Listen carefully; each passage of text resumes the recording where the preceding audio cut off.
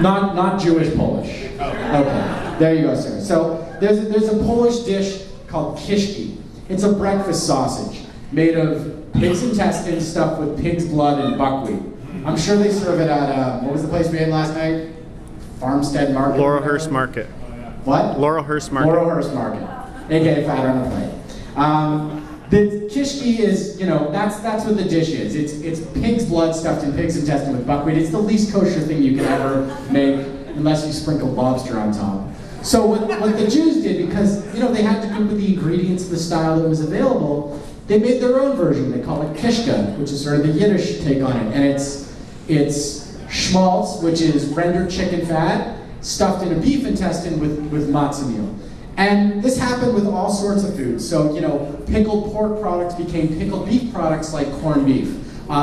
Smoked, pork and other sorts of cuts of beef became things like pastrami. They took what they had, they took the local recipe, and again, they made it kosher. And that's how this food developed. And each community would do it differently. So the Jews in Hungary were using more pepper and paprika. The Jews in Romania were smoking. The Polish Jews were pickling everything in garlic and making it really sweet. They all made it while fleeing. They all made it while fleeing, exactly. And that's true. They did move from community to community because there was a lot of oppression. So it wasn't as though they lived for 1,200 years in these countries. They were constantly shifting around, and so they were picking up things along the way and bringing it to their new countries or kingdoms where they were living.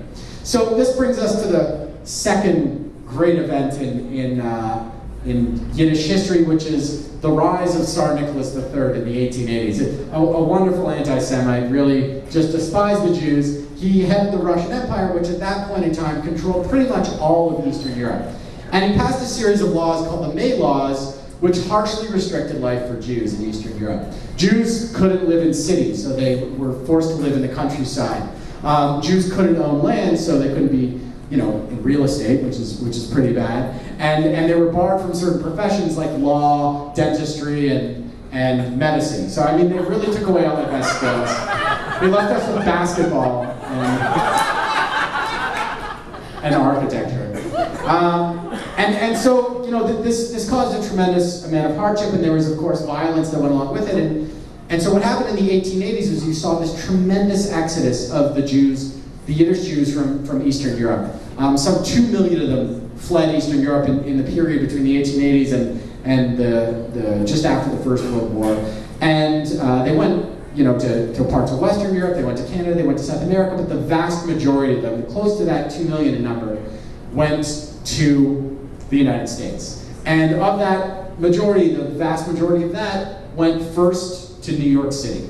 And they ended up, at least for a few years, if not for a few months or a lifetime, in a little 2 square mile slice of lower Manhattan called the Lower East Side.